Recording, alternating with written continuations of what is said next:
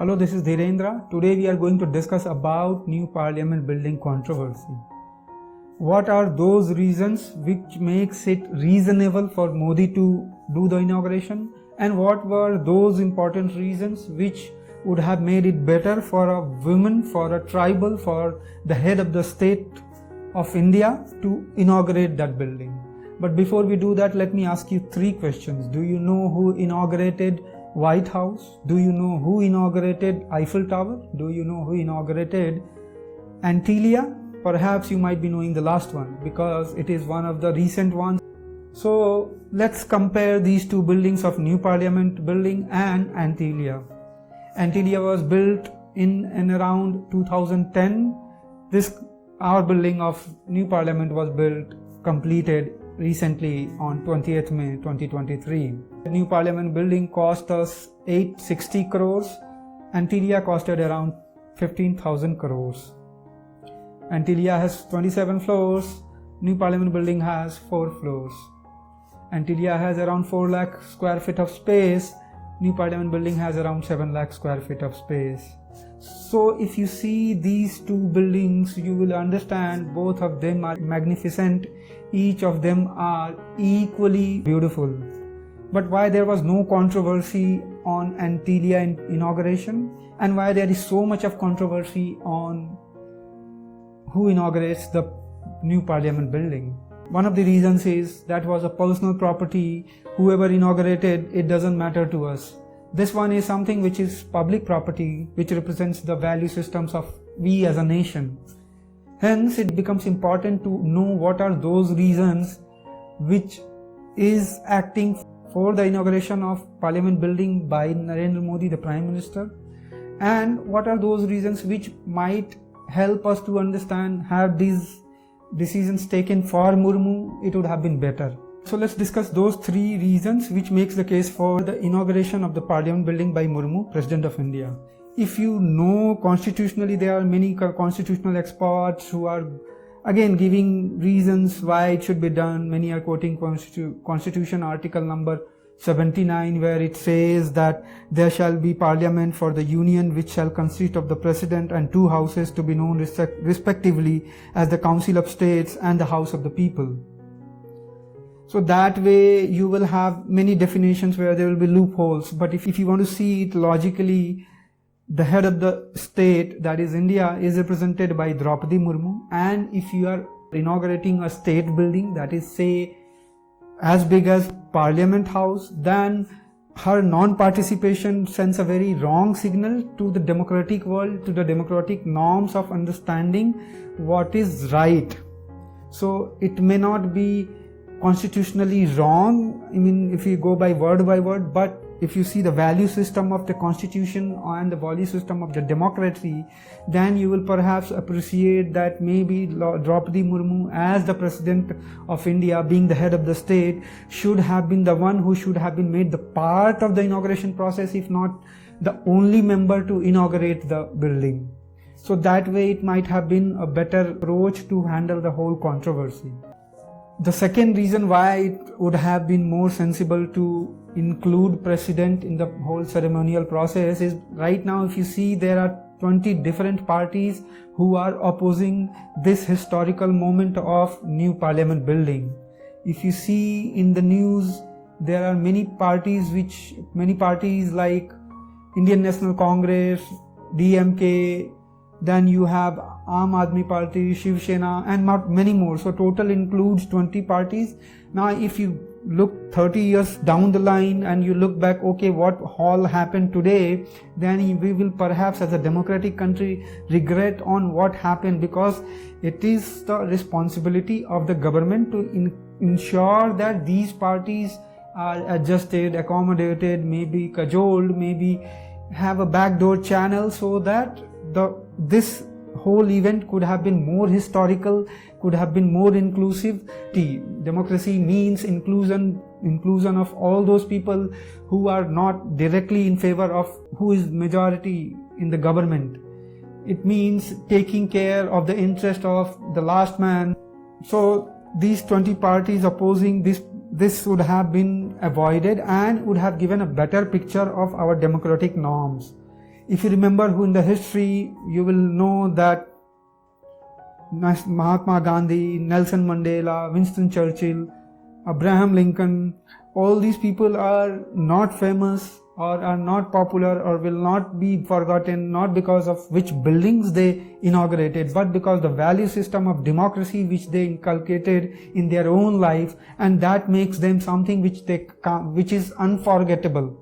The fourth reason, which is like why it makes a case for Draupadi Murmu, she is the tribal leader. She is the one who represents the tribes of our country. She is the female. So had she been the part of the whole inauguration ceremony, or had she been made to inaugurate the building, it would have sent a bigger message to the tribals about their importance in India and also the importance of women in our lives as a country. But seems that the government has different plans, so hopefully they would have better idea of why they are doing. Let me try to find out those 3-4 reasons which makes a case for why Narendra Modi should be the one who should be inaugurating the new parliament building. If you see that the governments have been deliberating about the new building from the last 15 years or so, but it was only Modi who conceptualized or who finally came out with the concept of making a new parliament building. So it was only in 2020 that he decided to lay down the foundation stone of new parliament building, and in less than 3 years or so the new parliament building has been constructed. So it shows the efficiency of the whole process during this process of building the new parliament. So it reflects two things. One is the ideation of future, how he wants to see future, how he wants to see the future of India. The second reason is reflects the speed with which the work was done in order to complete the whole building. Second reason, which makes even more stronger case, is you have to stand by your actions. You don't have to stand just when your situation is favoring you. So if you look at the history of all these parties who are opposing, you will find out that there have been instances in the history where these parties have not reflected the most democratic norms, which is ideally they are preaching now. So if you see in the past what all has happened, Parliament Annexation Building was inaugurated by Indira Gandhi, but its foundation stone was laid down by V.V. Giri, the then president. Parliament Library was inaugurated by K.R. Narayanan, but its foundation stone was laid down by Rajiv Gandhi.